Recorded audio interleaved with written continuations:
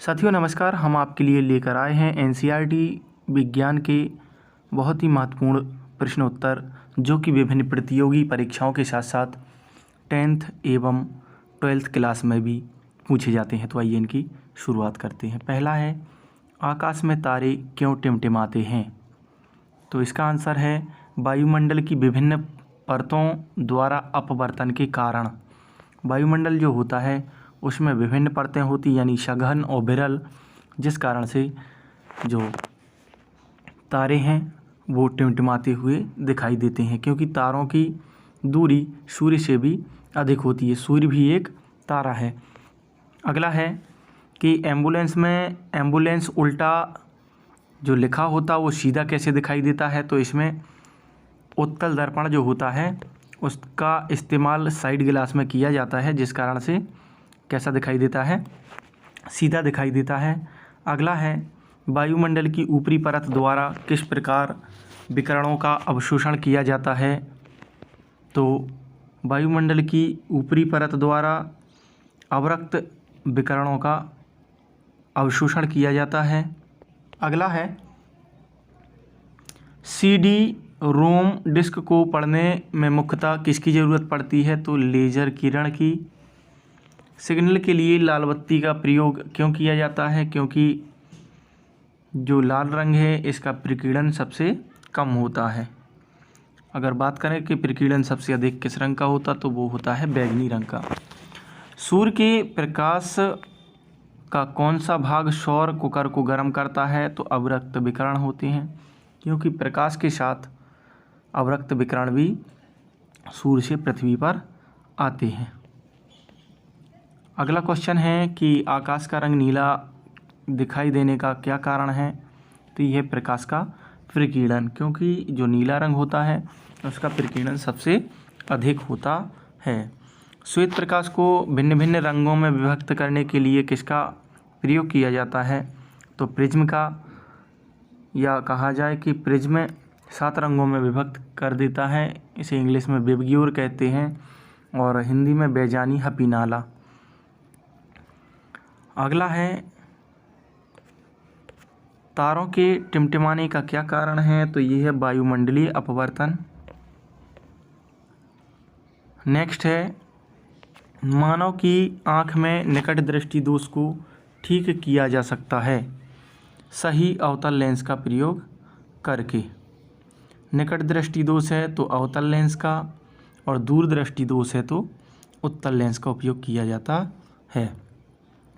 प्रकाश के परिक्षेपण का अध्ययन करने के लिए किस उपकरण का प्रयोग किया जाता है? तो ये होता है स्पेक्ट्रोमीटर।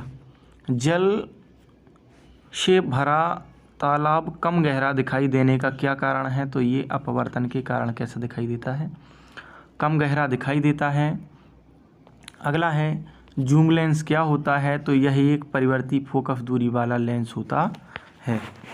मारीचिका या मृग मारीचिका बनने का क्या कारण है? तो वायु की परतों द्वारा पूर्ण आंतरिक परावर्तन के कारण। परिवर्तन लिखा, यहाँ परावर्तन है।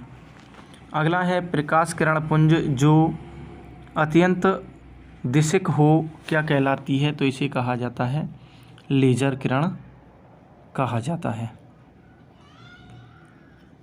अगला आता है, परिवर्तित प्रकाश में ऊर्जा आपतन कोण पर निर्भर नहीं करती।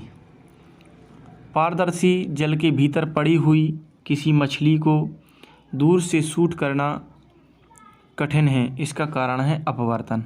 अपवर्तन के कारण शूट नहीं कर सकते हैं सही दिशा में। आवर्धक लेंस वास्तव में क्या होता है? तो ये होता है आपका उत्तल लेंस।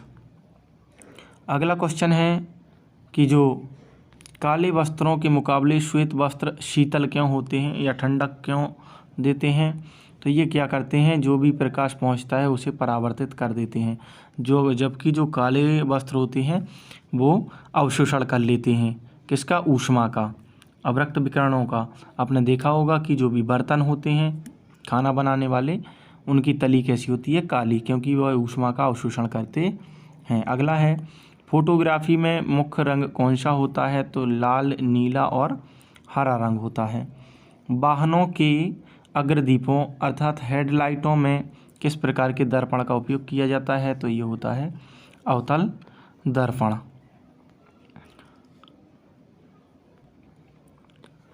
नेक्स्ट है प्रकाश की किरण को पूर्ण आंतरिक परावर्तन के लिए किससे गुजरना होता है? तो कांच से जल में।